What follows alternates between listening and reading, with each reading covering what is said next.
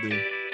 Hello and welcome back to the Cricket Nerds podcast. It is me, James. I'm joined by Benji and Zach. I hope you boys are both doing very well in the middle of this the start of this glorious English summer.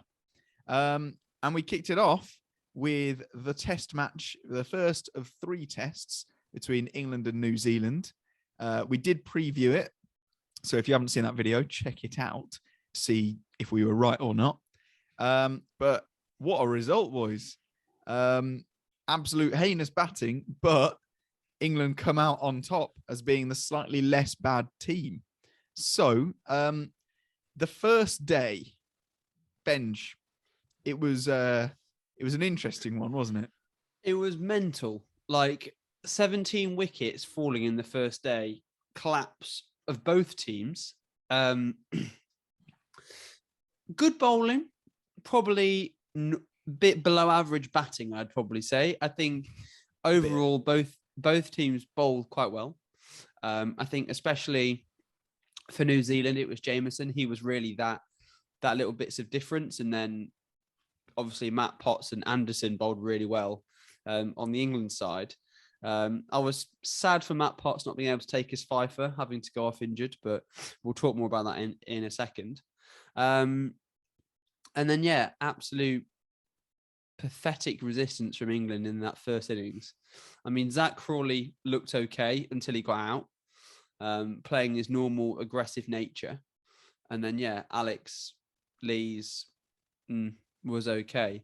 But it was just a bit of a mental day, wasn't it? Like that many wickets to fall. I think more than anything, it was a bit of silly batting and some very good bowling. My pick of the bowlers, though, is Matt Potts. So, Zach, what were your thoughts on his Test match debut? I thought he bowled incredibly well overall, both innings. To get 7 wickets on your Test debut and only go for about 60-odd runs he's going to be very happy with his performance. He's going to be very happy with himself. He can retire with an average of below 10. So there we go. He can just finish now.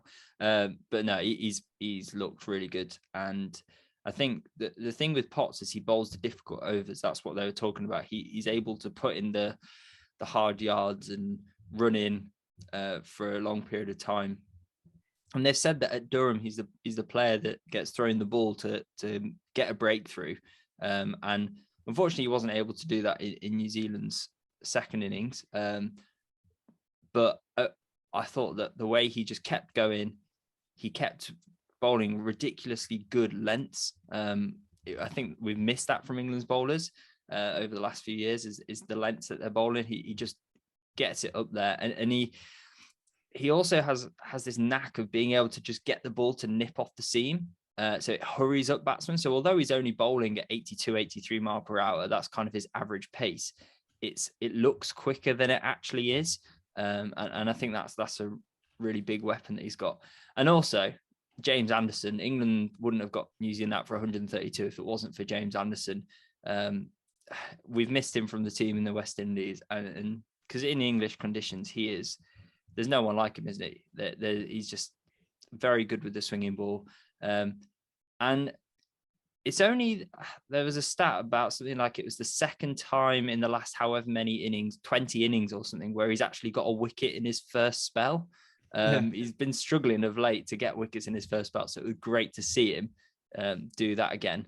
But I thought there was a little bit of resistance from New Zealand in that first innings to take it from 36 for 6 to 132 all out. I think there was attacking batting from Colin de Grandhomme and Tim Southey to kind of claw back to get not a decent score, but a score.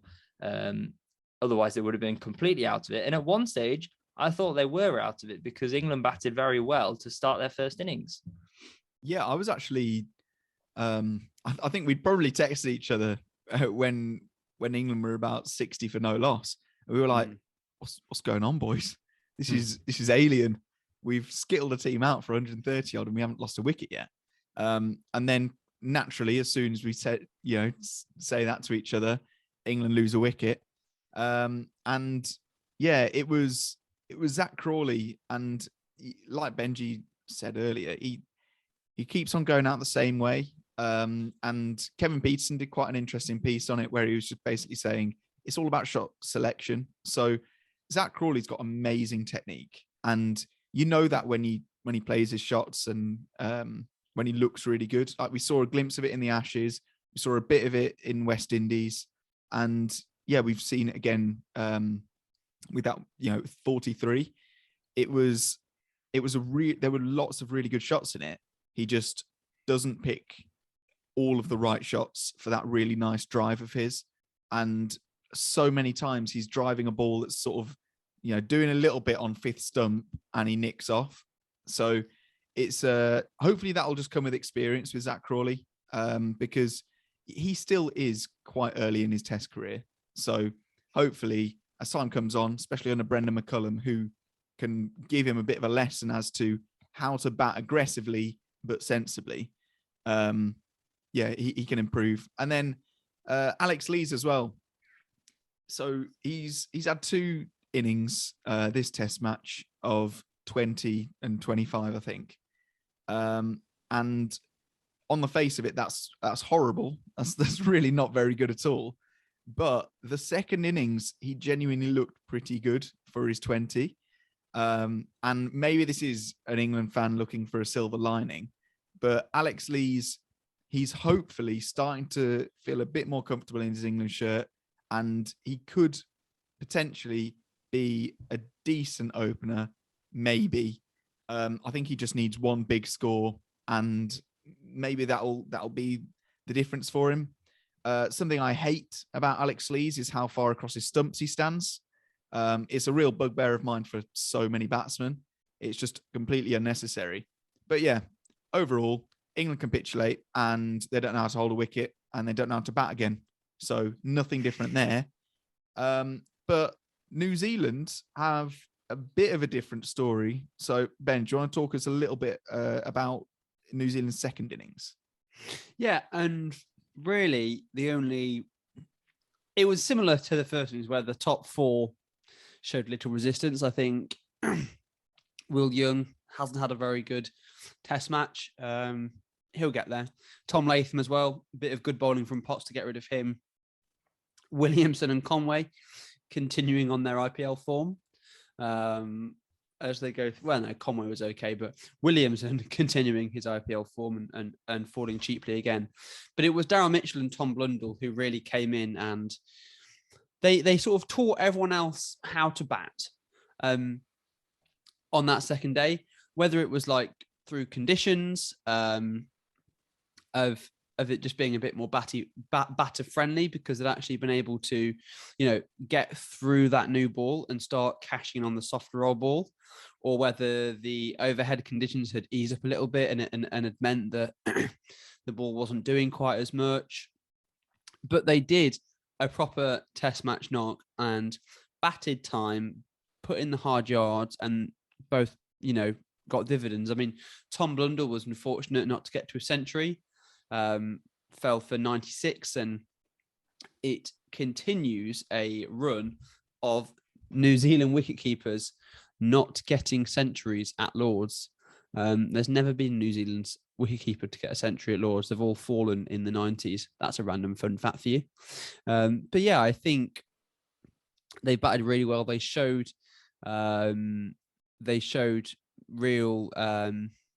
They really applied themselves and played some really glorious shots. Just everything was nice and straight. There wasn't anything particularly silly, which Darryl Mitchell sort of fell to in that first innings. And then got New Zealand up to a score that looked like it potentially was, defendable. Although they had a pretty decent morning on that day 3, didn't they, Zach?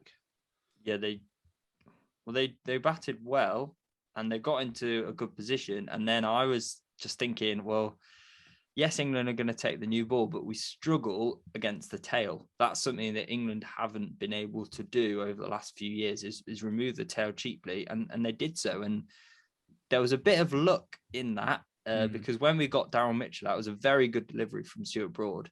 Colin de Granton got run out, hitting the ball to slip. There was a bit of a lapse in judgment from him. It wasn't a good day for Colin de Grandhomme. Probably wasn't a day for him to forget about. And then Kyle Jameson was cleaned up by Stuart Broad to get a team hat trick. I'll be interested to know how many team hat tricks there've been in cricket. And yeah, it just kind of set England up nicely to get the rest of the wickets. Tim Southee is difficult to remove if you're an England bowler. He seems to do well against England with the bat. But yeah, it was a brilliant morning. And then England came out, and Alex Lees, although he only made 20, as we've said, he's good at making 20s.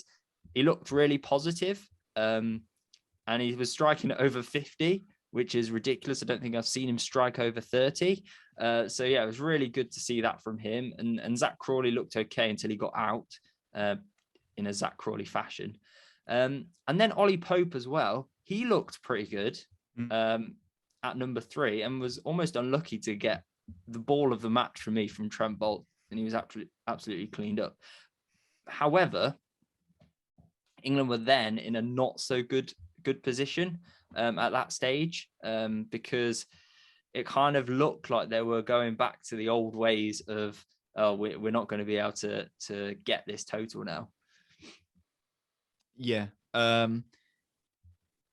It's so difficult being an England fan sometimes, because like Root came in and he looked quite shaky at the start, I thought. Bairstow came in playing some shots, but then in natural way, Bairstow sort of manages to chop on. I feel like as much as like Zach Crawley nicks off when he's playing that booming drive, Bairstow chops on. Like it's sort of this, it's his most common way of dismissal. Yeah, it's always bold. Yeah, and so that was unfortunate because Bairstow actually looked pretty good. Again, this is very England fan of us saying, "Oh yeah, look good for 16, look good for 9." And then Ben Stokes came in, and for some reason, to Colin de Grandhomme, he was charging down the wicket like every time, batting like a complete idiot, if we're going to be completely brutal. And eventually he manages to sort of chop on. And as he's walking off, the no ball signal arrives, and the mullet that is Colin de Grandhomme has to skulk back to his mark because Ben Stokes got a birthday present. And then he actually batted really well. He took advantage of the matchup between him and Ajaz Patel, smacked him around a bit and made a very well-made 50, actually. And that really got England back in the match because Root was still there. Root was looking good. And then Stokes fell. But then, it was Root and Folkes to sort of get us over the line, which was really important, I thought. What do you boys think about the boy Root? So Joe Root looked really good. And I think what was awesome is the fact that he actually scored a century in the 4th innings. He's never done that before in history of Joe Root's test matches. And to score that 100, to bring up 10,000 test match runs, he's like one of the only batsmen to have ever scored 10,000 runs. And to do it in the 4th innings, I think that shows that's just awesome for me, because we need Joe Root to not just be a match runner in the 1st innings or the 2nd innings, but to do it at the end and to win in start. And I was really impressed with how he went about it. He was very calm. He was very measured. He played the right shots to the right balls. And he didn't look like getting out at all. And that's what you want from your best batsman. And yeah, he was ably supported by Ben Folkes, who played a very nice innings to get them home. And I was just glad with the calmness that England won this victory. There was no last minute hiccup on the 4th morning. There was no, we're going to lose this, we're going to give it back to New Zealand. And that was what was really pleasing for me. It was weird, wasn't it? Like, it's a bit of an alien feeling, because you're right. Like, I would fully expect us to throw it away at any point. And I was following the match and I was like, I've got a feeling that we're going to lose a wicket and then we're into the tail enders. But yeah, it was really nice because they played a very composed finish to that innings. Yeah. I think that's something that actually I hope becomes a trend in this McCullum-Stokes era that we're dubbing it. Everything just seemed a bit more measured, a bit more controlled.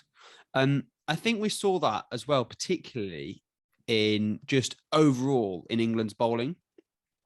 Like in previous years, and I think it's been touched on, we've talked about it previously, but England have always bowled for their economy.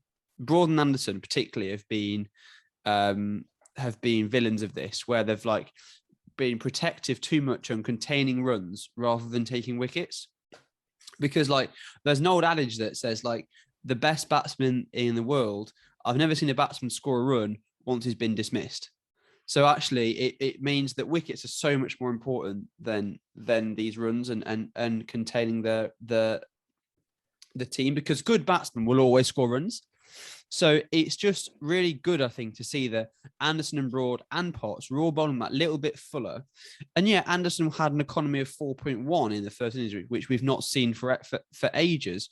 Broad was over 3, but they got wickets. And similarly, in the second innings too, they were pitching up, they were bowling that little bit fuller, and their economies were under 3 for the 3 frontline seamers, but they picked up wickets. And I think this has been an issue with England of not being able to take key wickets at the right time. And I think that mentality shift of let's be a bit more attacking, let's be a bit more positive, I think was really good. And I hope that continues through the rest of this series. Last point, I was also quite pleased with Matt Parkinson picking up his first wicket in a test match. It was a stinky wicket, though. It was an absolute pie. Tossed it up. It was a full toss. Slip. He tossed. No, it bounced. It pitched and turned. Took the outside edge. Yeah, but it was very, very full. Like it wasn't a good wicket. It pitched and turned. I'm glad he took it. Don't get me wrong. Leg spinner wicket. But there you go, Matt Parkinson. Take it from a spinner, right? Just sometimes those balls take good wicket. Get your wickets. It doesn't. Yeah, no, I'm not denying that bad balls take bad wickets, and I'm happy he got his wickets. And genuinely, I do agree with you that I think I like Parkinson because he just seems like a lot more of an attacking option. Like every ball, he's trying to get a rip on it. Something that I can't remember who it was. One of the Indian commentators might have tweeted out. He was saying like the way that Parkinson's holding the ball at the moment, he's going for like 90 degrees turn instead of like a 45, and he'd be more likely when it's on a surface that isn't turning that much. So maybe there's some technical stuff from the spin coach that Parkinson could work on. But overall, I was delighted with him. I thought he was a lot more exciting than watching Leach, and I hope Leach gets better soon. But I'm glad Parkinson got a go. Right, boys. Now we're on to our favourite section of Cricket Nerds questions.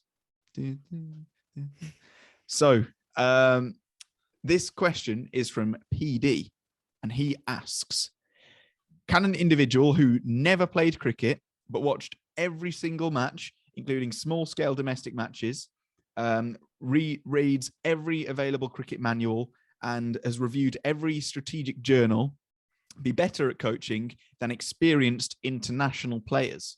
This applies for head coaches and specialist coaches. I understand that the coach needs man management skills, but my question is strictly aimed at teaching, improving, guiding the cricket skills or ways to solve problems under pressure. So we've got on the one side, ex cricket players. On the other side, we've got armchair fan, who could actually guide a cricket team better. Zach, I want to get your opinion on this. I'm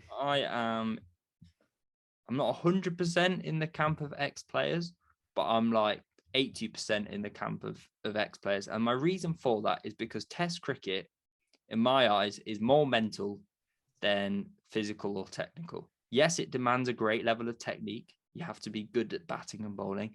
Yes, it demands a good level of overall fitness.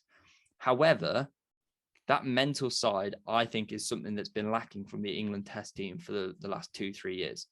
And I think that's why they brought in someone like Brendan McCullum, because of his mindset and how he approaches the game. And I think having that that know of what to do in those situations in Test cricket when you're under pressure, when you need to absorb pressure, because absorbing pressure is more than just being able to play the ball. There's more than that, and it does come into the mental side. And I think having an ex-player who's been there, who knows what it's like, who could say, right, in this instance, you need to have this attitude. You need to approach the game with this attitude. I think someone who's sitting at home and knows lots about cricket, they're a cricket badger essentially, they might not necessarily be able to give that insight into how to deal with that situation. So that's my thoughts on that. Yeah, Benj, what do you think? Because you're obviously an armchair fan. Solely. I think there's some that's a needless dig. There's definitely something in technical and knowing your stuff, and like a coach should be well versed in that. Maybe in this day and age, when you've got specialist coaches, that's more that role. So you'd have a specialist fast bowler coach, specialist spin coach, specialist batting coach. They might work on the technique more. But a head coach, I think a head coach has to have been an ex-player, just purely because you need to have that, as Zach said, that understanding of the situation. Like someone who's never played a test match before can't go advising James Anderson have played in a test match. It's ridiculous. So I think there's a lot to be said for experience, but we shouldn't discount just technical know-how, I think. Yeah, because I think if you think about it, like there might be a like, you know, you could be an armchair fan or cricket badger, whatever you want to call them, that has completely analysed like the absolute best posture for a fast bowler or something to limit their to limit injuries and, you know, increase output and all that sort of stuff, like looked at it from really technical and biological standpoint. And that could be really good because it's like a more of an objective thing as opposed to sort of recycling what they were taught as a kid, because you will get biases from that.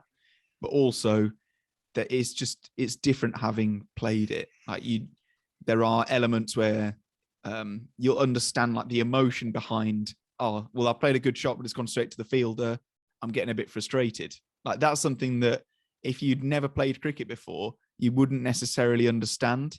So yeah, I think both is the answer, PD. But I can give you a scenario. Players, go on. So let's say that there's a batsman, because a cricket analyst, all the teams have top analysts, but if your analyst was a head coach, then they wouldn't necessarily be able to provide the right information. Because let's say an analyst looks at a batsman and says to the bowlers, this guy never gets out to the short ball. His average is like 130 against the short ball. So whatever you do, don't bowl short to him. But then the head coach, who might know the player a bit better, might know how the player operates, might say, this guy actually doesn't like short pitch bowling. It actually ruffles him up and it sets him on his back foot. And then the bowlers get him out with the full ball. And that's like the sort of difference, I would say, between an analyst who looks at the data and says, right, this guy doesn't like this sort of bowling, or this guy doesn't like, this guy's good at batting in these areas. And I think that's the difference between the head coach who actually understands the player a bit better and has that, I don't know, tactical difference. So yeah. Well, thank you very much for your question, and please send in your Cricket Nerds questions again and more of them. We love them. So that's all we've got to today. Thank you very much for watching. Stay tuned because we will have a preview for the India-South Africa T20 series coming up, and follow our social medias. We are at Cricket Nerds Pod. Don't forget to like and subscribe, and you can also listen to our podcasts on all the podcast sites. So yeah, see you guys later. Goodbye.